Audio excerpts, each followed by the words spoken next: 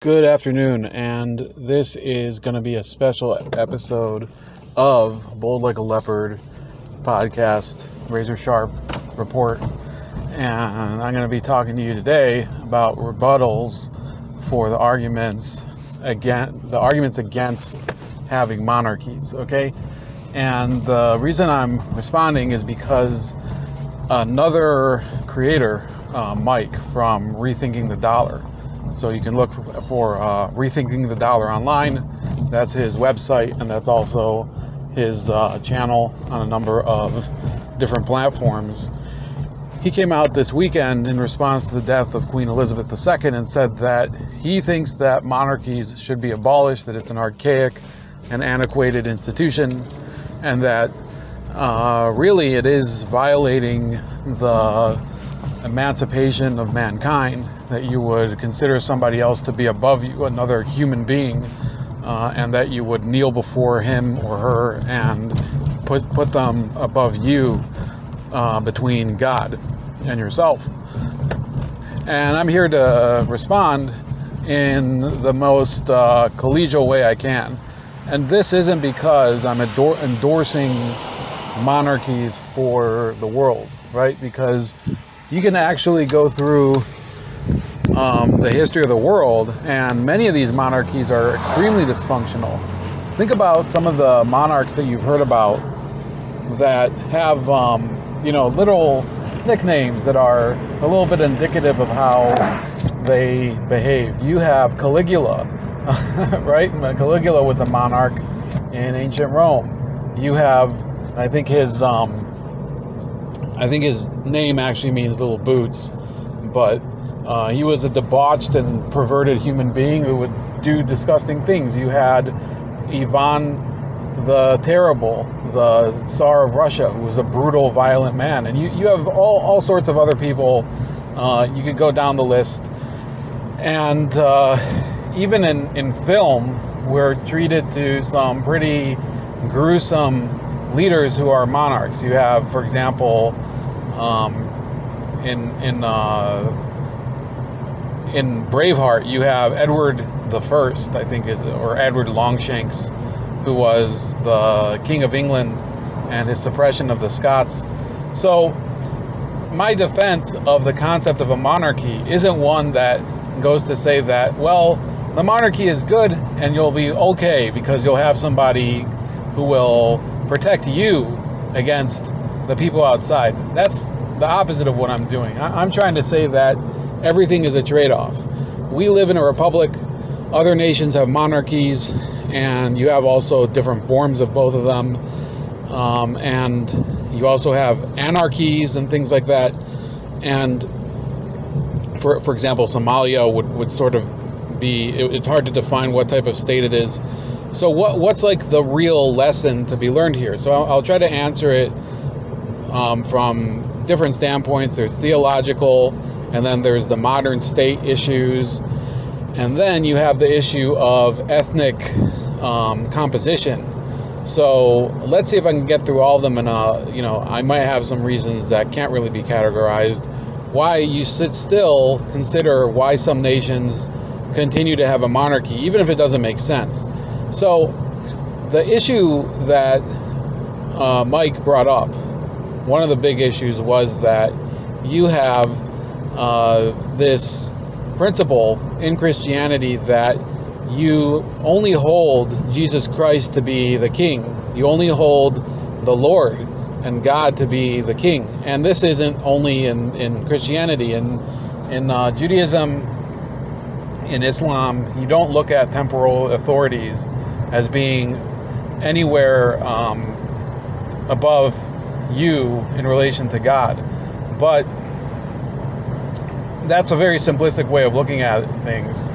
The Christian Bible in Matthew, I don't remember the verse. I was looking at it before I got in the car right now.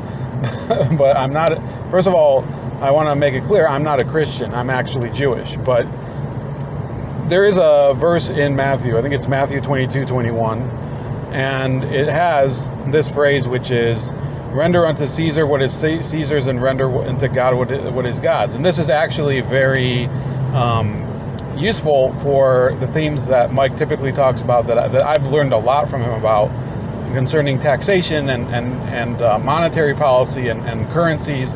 And I think that's one of the reasons he was talking about, because the face of the person that appears on the coin is a sign that that money belongs to him or her. And therefore, you should look at that money differently than the way people do look at it as wealth. It is really some form of tender that is loaned to you from the person who really owns it. And in Britain it would be the monarch, but really the Bank of England. And so what is my rebuttal to that?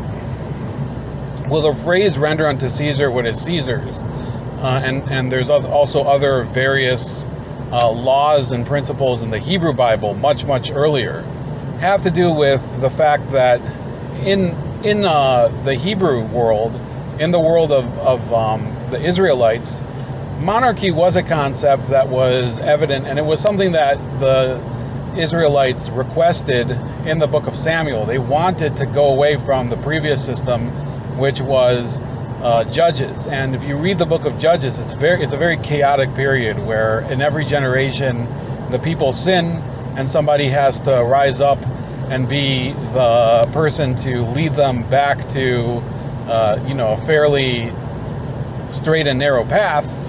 But in the chaos and violence that were endemic to that period made people call out to God through the prophet Samuel for a monarch. And that's where you got the first Israelite monarchy, the monarchy of the house of Saul. And the monarchy of the house of Saul, if you've read the book of Samuel, that would be Samuel 1, actually it doesn't end very well, because he transgresses against the commandment, and he does not kill the king of the Amalekites, and his anointment, his legitimacy is revoked. So this is a concept that people don't always understand, that in the Hebrew Bible there is a possibility, at least there was in that generation, that the divine right that monarchs derive from who they are is actually revoked by the prophet, or actually by God himself. The prophet does not act without the mandate from God, without the explicit message from God. And we living today, generally, unless there's somebody I don't know about, we don't have the power of prophecy. That's what prophecy was, that God would transmit his message and will through a human spokesperson, and that person would really decide, in many cases, decisions that were very pivotal to the survival and welfare of society. And therefore the monarch, the king, wasn't an absolute monarch. That's a concept that people have to wrap their heads around, that the institutions that we know of today didn't exist, and yet monarchs in the Bible, at least, were not absolute rulers. But of course, if you read through the rest of the Hebrew Bible, there is, of course, so Saul gets replaced by David. David becomes the conquering and righteous king, and he then passes away. Actually, it wasn't a direct succession, but we won't get into that. But the house of Saul is removed. Eventually, the house of David takes power, and David forms the kingdom that we now conceive of as the legitimate kingdom of Israel. And that is what we follow mostly in the book of Kings. And the kingdom of Israel actually divides in two. There's the northern kingdom of Israel and the kingdom of Judea. And this establishes the house of David as the kings of Judea, and various rival houses as the kings of Israel. So you see monarchs that the Bible considers to be legitimate, who are from the house of David, and many different houses of monarchies of royalty in the kingdom of Israel, the northern kingdom, Samaria, as we now call it. those have varying degrees of legitimacy, because there are prophets that in the book of Kings go out and anoint usurpers to take over the kingdom of Israel, because God is displeased by the idol worship of the Israelites in the northern kingdom. So if you know, the king Ahab was removed in this process. I think it was Elijah who organized and anointed the person who was supposed to kill him. This is something that's a recurring theme.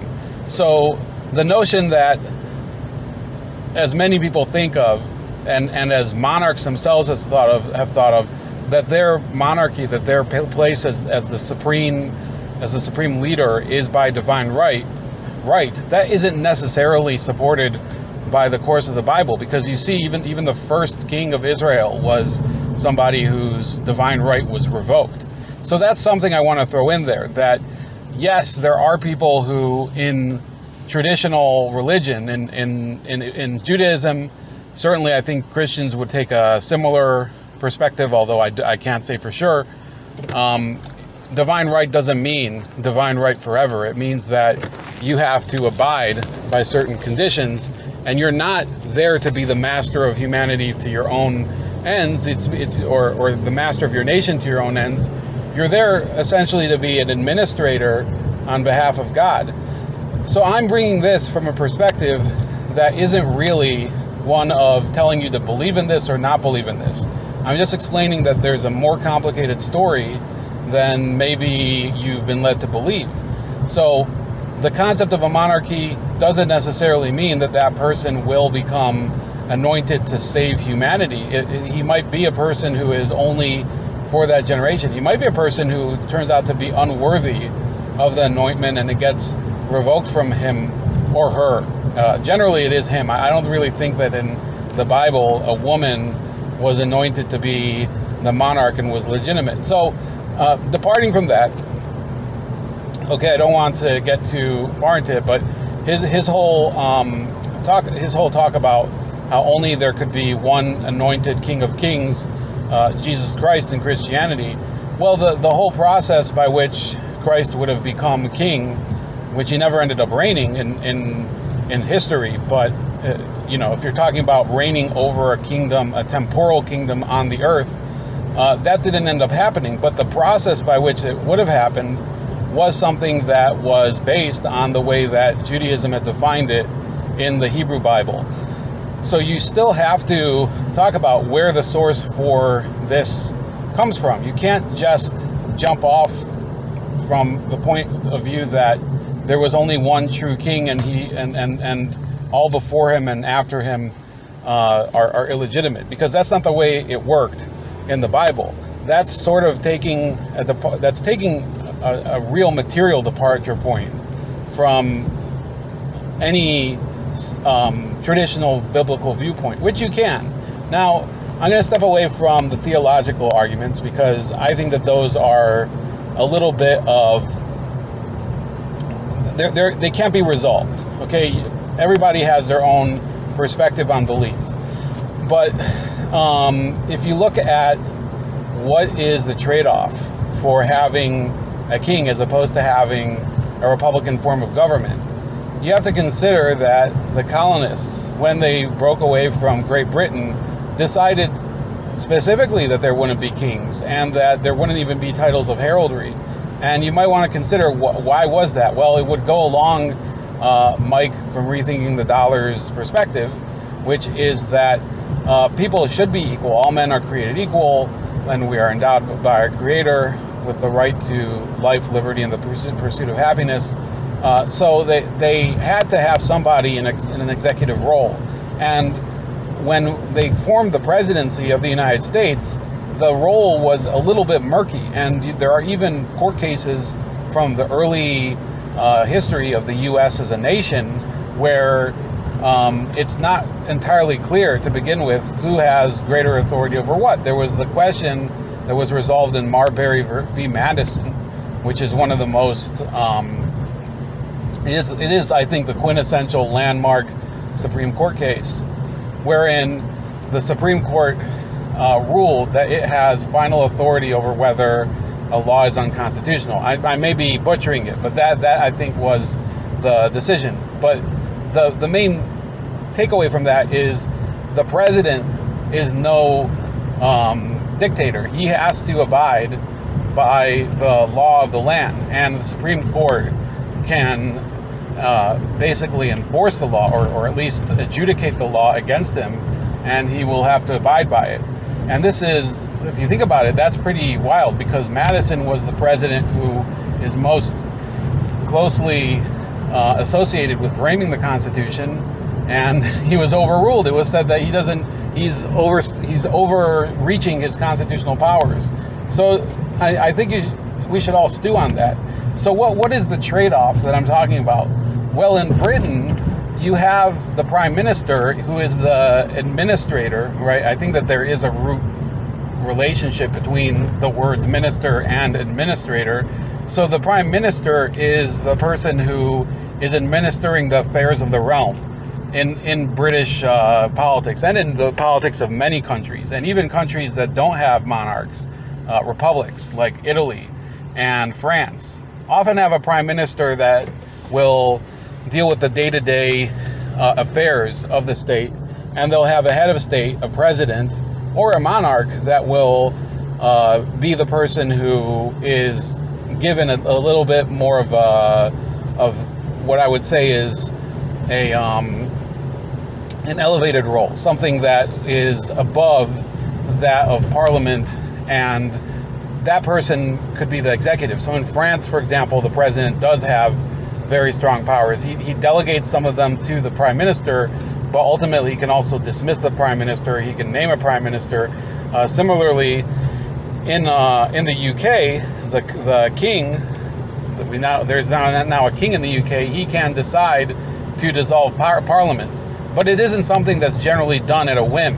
The king dissolving Parliament is seen as a gesture that he does in order to abide by the necessity of that situation. When there's deadlock in the House of Commons and there needs to be a new election, the king will dissolve the House of Commons. So why am I talking about this? Well, it means that there is an institution, okay? Think about it this way. There is an institution of government in the United Kingdom that in theory is above politics. Now, I say that in theory because there have been cases, and we should be mindful of those cases, where the king has sort of intervened in politics. I think in Australia, so the king of the UK, and back then it was actually the Queen Elizabeth II. In 1975, I think she interceded in the affairs of the Australian government and removed the prime minister simply because he was promoting policies that were at odds with the Commonwealth. And they ended up putting in or calling an election, and the result of that election, or whatever process happened, was that a more favorable prime minister was chosen. So these things do happen, and from what I remember, it wasn't Queen Elizabeth's desire for her to intercede in this. She was, in a sense, pressured by Commonwealth leaders, people who were in the British government and in probably the Canadian and Australian government themselves, to intercede. So while the British monarchy is in principle supposed to be above politics, supposed to be above choosing who governs, as opposed to merely being above them and giving the signal often when there should be a new election, when it's necessary. Things do happen. So it's a flawed system, but it's still a system nonetheless. It's almost like saying that you have it's a tool that has a certain shelf life, or that it's a tool that has, you need to wear a splash guard with it because it can get messy. So those are issues that people who are living in those countries, the Commonwealth realms, they generally forget about. That the king is supposed to be, there's supposed to be a person who does not intercede in politics. But in times like these, nowadays, people are being reminded of it, because Charles was a very opinionated Prince of Wales then he now basically has to commit to retreating from a lot of the public positions that he used to have, or else the objective place of the monarchy will be eroded in British politics. Think about how hard it would be for people to relate to the institution of monarchy if the king was explicitly talking about being a conservative, or a conservative Tory in the UK, or explicitly saying that he favors the Labour Party, or explicitly saying that he favors the Liberal Democrats, or whatever it is. It would challenge his place as a unifying figure for the entire country. So the reason that these people are in the position that they are, whatever perks and abuses that they can do in terms of their wealth and their privileges, that is the purpose that it serves. You can say that it is something that is illegitimate and you think it's antiquated and shouldn't be even considered, but that is the purpose that it serves. And when you look at countries that are republics, where there is this president and a prime minister, there's very often a problem when the two positions clash over who has authority over what. The best example is Lebanon. In Lebanon, the president, sorry, I almost said king, but the president must come from the Maronite Christian community. The prime minister must come from the Sunni Muslim community. And then there's other various positions for the Shiite Muslim community and for the Druze community. And so it's divided along religious lines. And therefore, you don't really have a united country. You have positions that have been chopped up and divided between different people.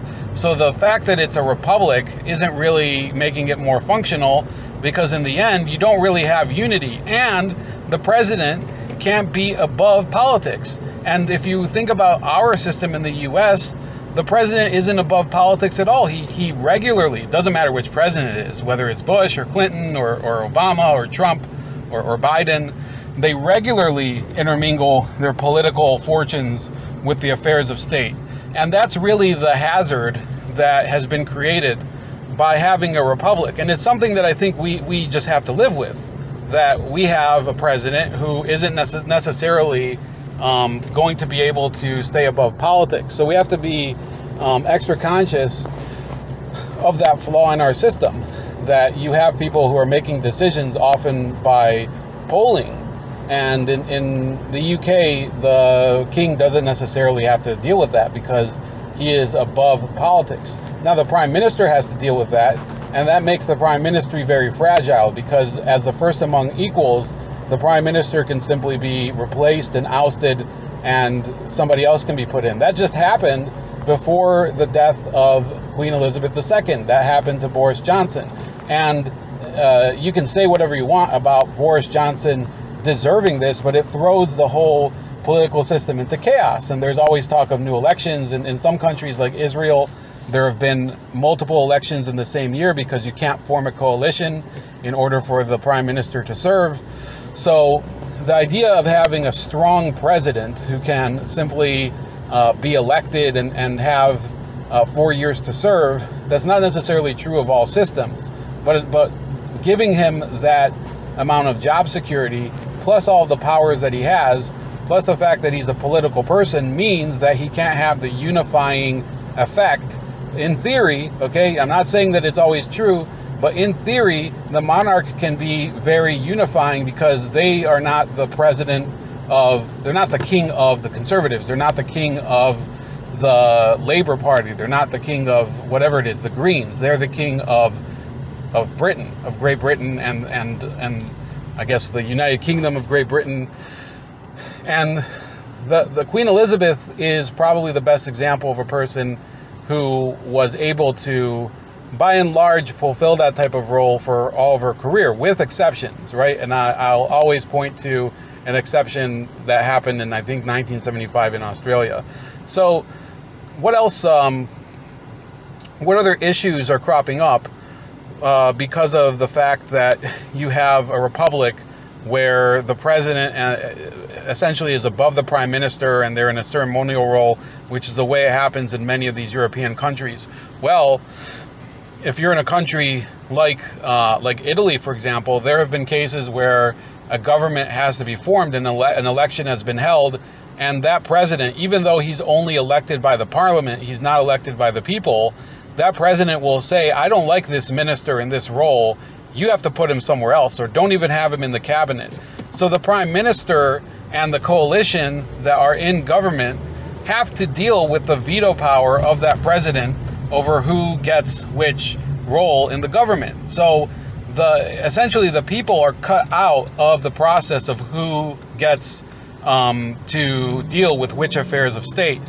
And there's really no way to solve this entirely. In the US, mind you, the way we've sort of solved it is that the president nominates their cabinet secretaries, and let's say, for example, the Secretary of the Treasury, and the Senate has to vote to confirm them or not. And for most of our history, the nominees have been confirmed, but in recent years it's become harder to confirm people because of the politicization of the process. In the UK, okay, the government will generally be formed by the prime minister, and the king doesn't really get involved in who is in the cabinet.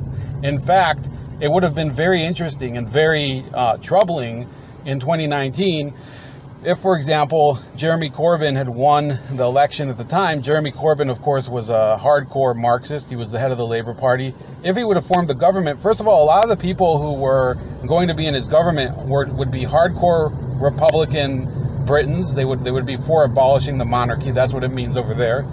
They would also very likely have believed in Marxist theory. So they would have believed in removing the monarchs from any of their positions and titles and properties. And you might say that's a great idea, but it would have led to a real constitutional crisis in Britain, because it's Her Majesty's Navy, it's Her Majesty's Mint, it's Her Majesty's Royal Bank of England, it's you get the point. So it's the Royal Air Force, right? And the question would have come up, who will they be loyal to? Will they be loyal to the prime minister, or will they be loyal to the crown? Well, I think it's lucky for the Britons that they sort of dodged that bullet.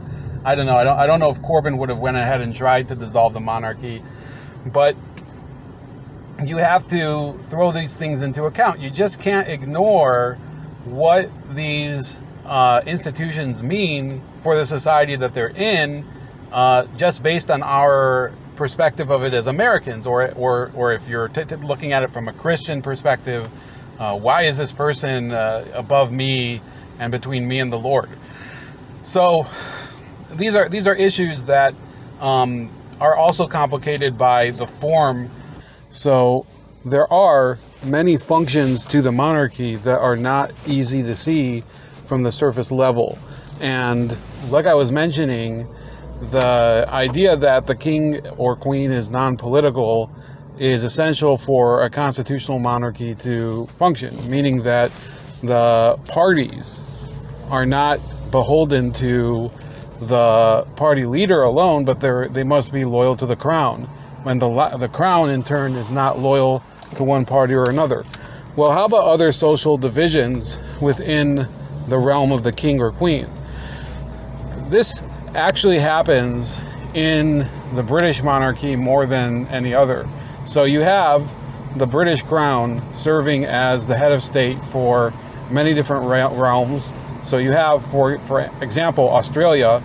Australia has a person who serves as the king's their representative in Ottawa, and he is the Governor General. But also for every single subdivision, or I should say province, of Canada. So it's not to the local level, I shouldn't say every subdivision, but to the provincial level at least, there is a crown representative serving the same role of head of state as the representative of the king, as the Governor General. And the same thing in Australia. And that person often will be that person who is above the political system that is within that realm. So that issue is something that is core to the Commonwealth style of government. And there are other forms of government, especially in republics, where a person serves essentially as the representative of the federal government in that place. And I would say you used to have this with U.S. territories. The U.S. territories would have a governor that would be appointed directly from Washington. And in fact, you would have even less latitude as far as those territories are concerned. In effect, these representatives don't have much control over the political system in Canada or Australia.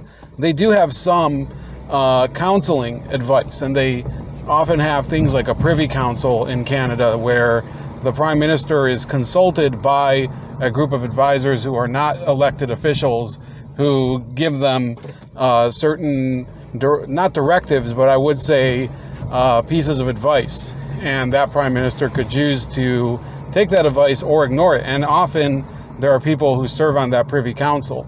So that might all seem like a bunch of trivial nonsense. But the next little tidbit that I'm going to talk about is very important in terms of the British Crown specifically. If you're talking about Britain as a country, you have the United Kingdom. Why is it called the United Kingdom? You ever look at the British flag and see it's like iconic place in rock and roll? Well, it has a much more traditional root, and that root is in the three different patron saints of the countries that make up the United Kingdom, and these are the main countries. You're not even counting Wales or the Isle of Man or Cornwall, or Cornwall, I guess you pronounce it that way, where they live. So Britain isn't exactly a uniform, homogeneous nation. There's many different subcultures in terms of local authority, but also there's nations within Britain. And the nations are England, Scotland, Wales, and Northern Ireland, along with the Isle of Man. And there is Cornwall, for example, that I already mentioned. And the reason that it became the United Kingdom as opposed to simply what it used to be, that there were three separate kingdoms, is because the British Crown needed it to become more centrally managed in order for there to be any unity to Britain as a nation.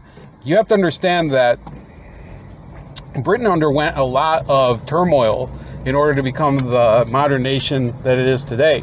It's not the same turmoil that they did in France. France didn't deal with the same ethnic divisions that the British did, but the British dealt with this along with religious divisions in what was the period in the 1600s that produced the Civil War. You have to remember that the British monarchy during the Tudor dynasty was deeply involved in the crises relating to the Catholic Church and the Protestant Reformation.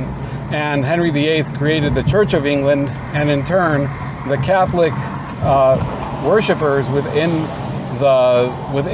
Britain, within the United Kingdom, or it wasn't the United Kingdom at the time, it was England, Scotland, and Ireland, the three kingdoms.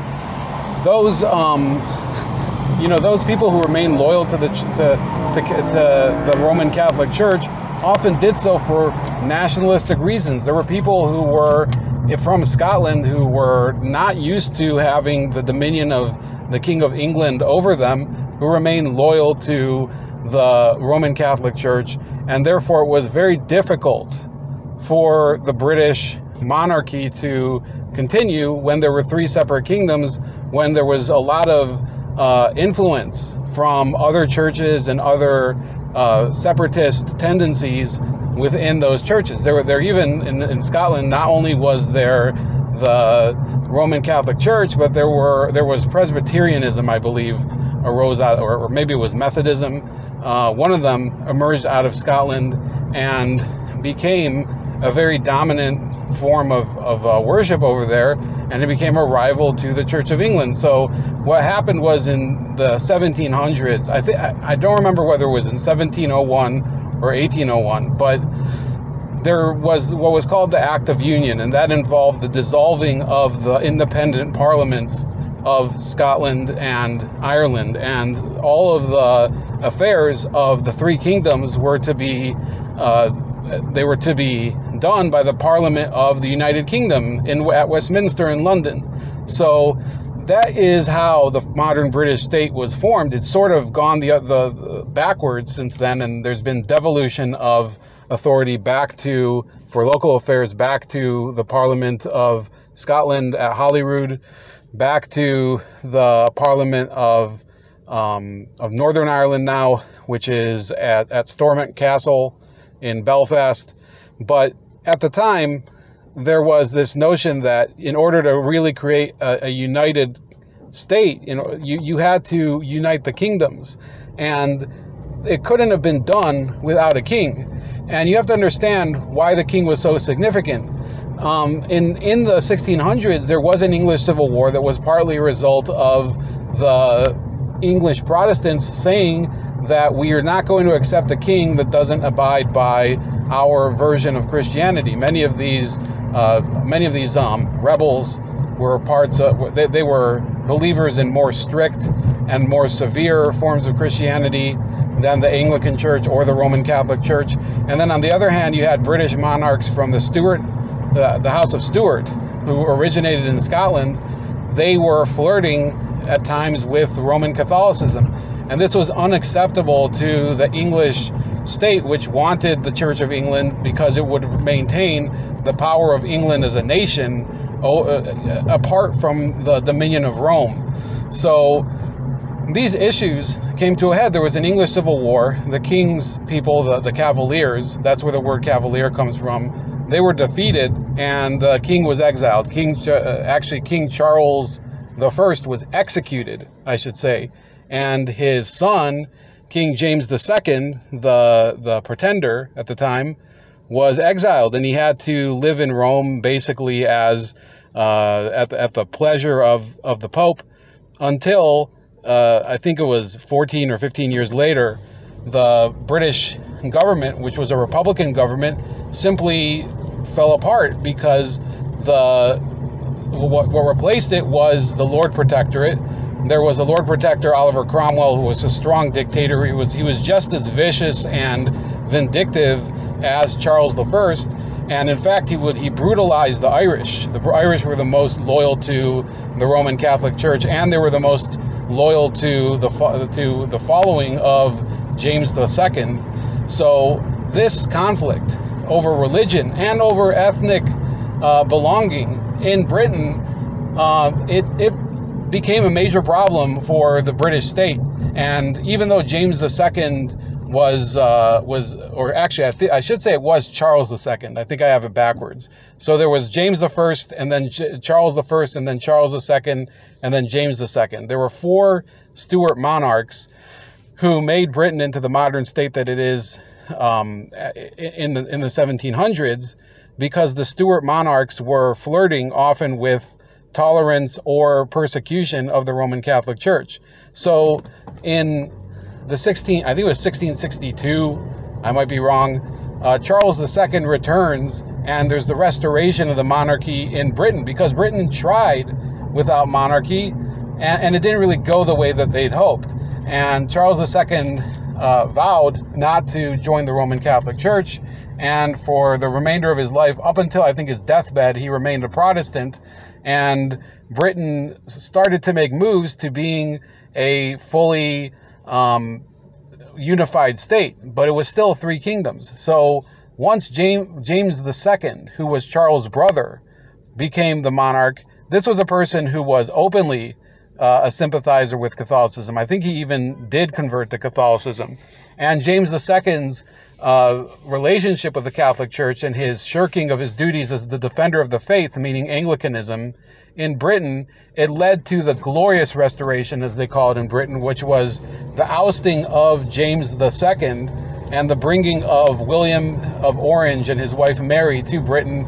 And they are the leaders of the line of monarchs it's, you know, with some twists and turns, they are the family that rules Britain to this day, although it had to go through a few cousins and a few weird relationships, and they themselves had I think they were cousins of James II too. I think Mary was in fact James II's daughter, but she became a Protestant in order to marry William, who was William III of England. So, not to go into all the details, it was at this point that the British government, the British Parliament, started to realize that all of this placing of the future of Britain as a nation at the feet of each monarch was a bad idea.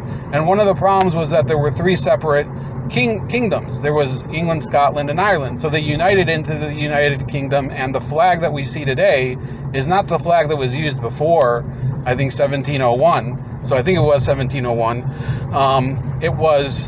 But now we have the Cross of St. Andrew. That's the Cross of Scotland. That's the two white lines over a blue field, plus the Cross of St. George, which is the English flag, plus the Cross of St. Patrick, which is the Irish flag. That's how we have the Union Jack. The Union Jack is a symbol of the unity of three nations and the unity of three patron saints in order to create a single nation. Obviously, those divisions haven't disappeared, but the principle itself is essential to believing in Britain as a nation in and of itself. Once you remove the United Kingdom, the kingdom from the United Kingdom, it starts to erode the very concept of Britain as a unified state. And some people would say that's a good thing because they don't like what the British people and its monarchy have done to society. But I'm just saying, from the standpoint of people who are British traditionalists, who believe in Britain as an idea, who believe in the people and traditions of Britain as a nation, you cannot have a Britain without a monarchy, without losing a lot of the elements that brought it together. And in fact, the development of Britain since 1701 has been along the lines that rather than emphasize the ethnic differences between the Welsh, the English, the Scottish, and the Irish, the British have often acted in order to try to encourage people to look at the king as, or his majesty, or her majesty when it's the queen, as the person that they're fighting for, because they, rule Britannia across the waves. So there's also, so to continue on this theme of the monarch being the uniter of different nations within his realms, this was actually not very rare in Europe throughout its history before the 20th century. You have to remember that there were royal families that often ruled over multiple countries. The best examples are the Habsburgs. They ruled over Austria, and for a time they ruled over Spain. And then there were the Bourbons, who ruled over France, and then they also ruled over Spain.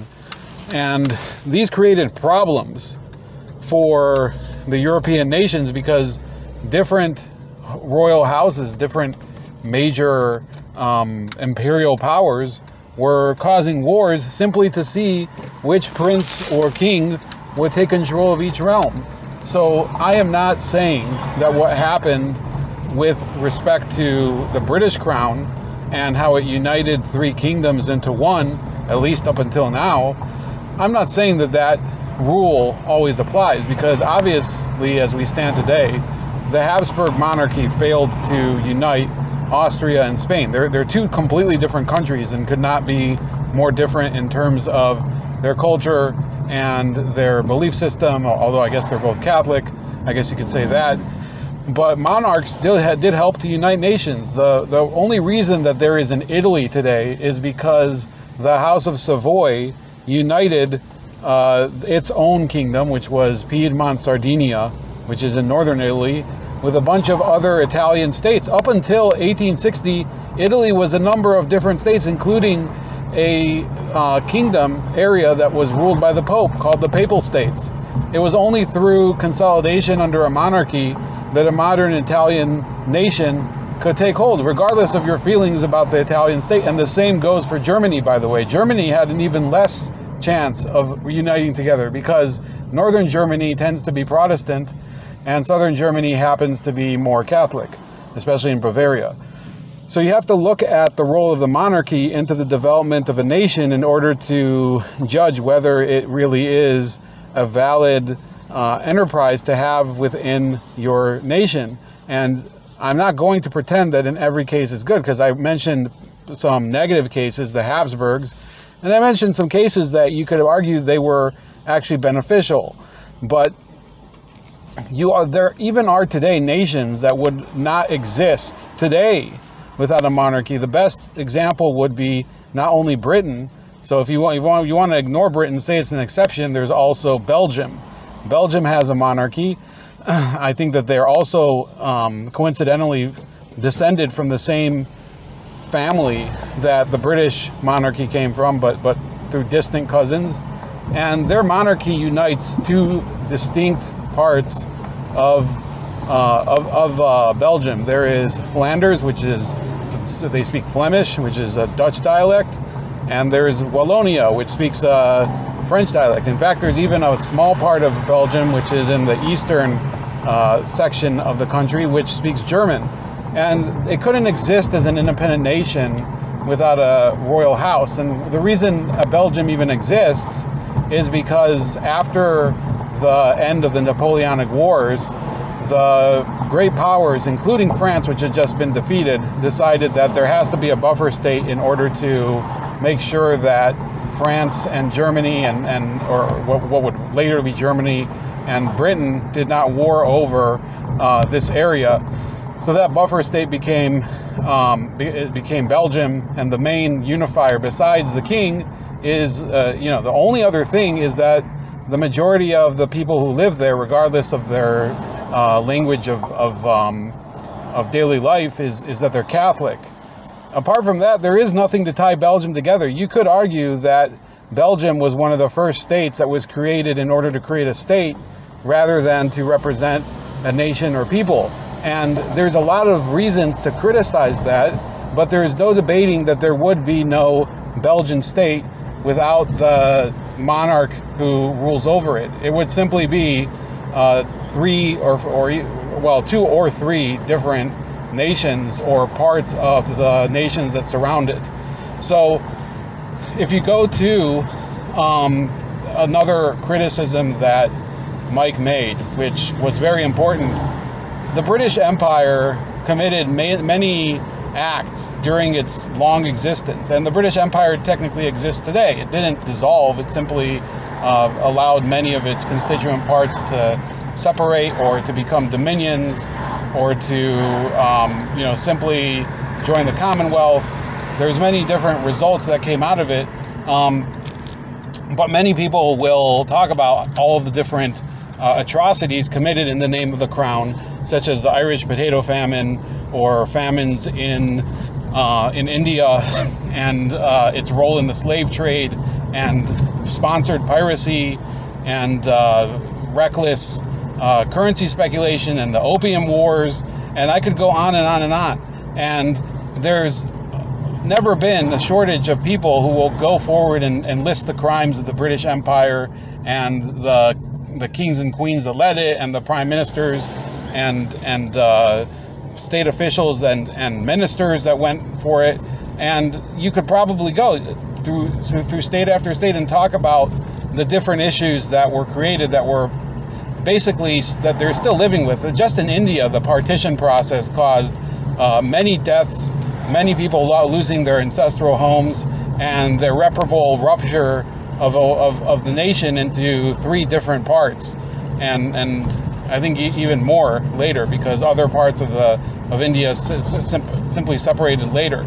So how do I defend the concept of the monarchy and the British monarchy in the face of this? Well, I'll try to say this again.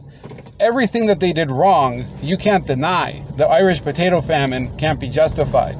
The issues that happened with the Zulus in South Africa, or the Boers, by the way, so oppressing both native Africans and white settlers from I think they were from the Netherlands and places like that. Those are things that you have to acknowledge. You can't just whitewash the history of the British monarchy just because you want to defend some of the positive attributes of it. At the same time, the accomplishments of an empire have nothing to do with morality. An empire, it looks back on its legacy based on things that it built not necessarily on things that it destroyed. So you have to look at it with an objective eye. It's difficult because, especially if you are from India, I have people I know from India that would never defend the British monarchy, but this is an intellectual discussion here. It's not something that's meant to deny things that happened. So I will talk about the fact that without the British crown, but for imperialism, many of the nations that exist today would simply have never even been formed. And we can talk about how the British people and the British nation as a whole wouldn't exist without the British crown. The same could be said of Nigeria. Nigeria has 3 separate major ethnic groups and many minor ones that don't really get along necessarily. You have the Hausa in the north, you have the Igbo in the east, you have the Yoruba in the west, and the only reason that Nigeria exists is because it was a British possession, and the British decided to, cut bait in 1960 and simply delegate the administration of the colony to its native peoples.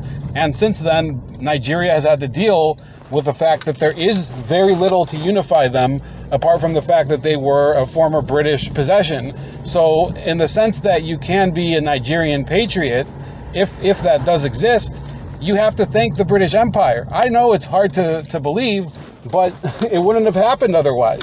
The same could be said of Iraq, and that is a disaster. So I'm not telling you to look at these events as positive exclusively, but there are many nations, Malaysia being another one. Malaysia is a number of kingdoms in and of themselves and loose territories in Southeast Asia that before the advent of the British Empire, they were simply these Muslim states that were at a strategic point that the British wanted to control for trade. So, but for the British seizing control from, I think it was the Portuguese that actually ruled that area before them, there would be no Malaysia. In fact, Malaysia as a country would have probably devolved into some other form of empire. So these are issues that you have to look at with the lens of objectivity in order to appreciate what was the benefit of X, Y, or Z. You can't just dismiss them as something that is an antiquated relic. If it's an antiquated relic, the British people have to decide for themselves. And the British Empire was discarded through royal, not through royal act. Okay, it was discarded by the British Parliament. The British Parliament and the governments that it formed decided to, delegate and also devolve the British Empire back to its constituent parts. That's why there is a Canada. That's why there is an Australia. Those became dominions. But that's also why you had the removal of British sovereignty over many of the former territories that it ruled, including Malaysia, including parts of Yemen. And it was definitely a selfish issue because those territories were expensive to administer, and they eventually became a drain on the empire's treasury rather than something that was filling it. But you still have to appreciate the fact that it wasn't the crown's fault that the empire happened. In fact, if you look through British history, a lot of the atrocities that people are upset about and bitter, they weren't necessarily created by the crown. They were created by the people who acted in the name of the crown. People like Henry Gladstone, who was from the imperialist era. People like Cecil Rhodes. So you should include the British crown and its influence over the society that allowed this to happen, but you can't blame it on Queen Victoria. She wasn't the person who gave the orders. She was basically a person who was above the political discussion at the time. There were British people who were saying that this wasn't exactly the best idea to go over to Africa and engage in the scramble with other nations like Germany. And there was always an opposing viewpoint, but the Queen wasn't really involved in that discussion in the same way. You could say, if you wanted to, that she was morally culpable because she didn't stand in the way of it. But these are things that you are looking at through the lens of modern times, and it's hard to put yourself in the shoes of people who were raised in that era. These are things that I firmly believe in. I don't think we should judge people based on our values today. We should judge them based on standards that are applicable to the era that they lived in, and try to appreciate really the significance of the events and lessons that you can learn from them. So I think there's many more things that I could say in there that I was going to say. I don't want to make this too long, and I have to cut this up because I had to go into stores on the way here. But I appreciate hearing viewpoints that are unique. I actually like Mike's show a lot because it talks a lot more about the finance as opposed to just the politics. And there's a big problem today of people playing horse race politics, where it's really about who's ahead in the polls and does this poll well in this X, Y, or Z area. I don't feel like that's the type of programming that Mike does. So that's why I appreciate his opportunities that he gives for the people to talk to him and respond to his ideas. And that's something that I think we can learn. You know, all this talk about the Queen and whether she's deserving of all this adulation that people put on him. We live in the United States. We don't have to worry about offending the Queen. We can say whatever we want. Punk rock, in part, at least British punk rock, developed from the fact that there were people who wanted to be irreverent from the Queen to the Queen, and it was illegal to do so. And all of this censorship and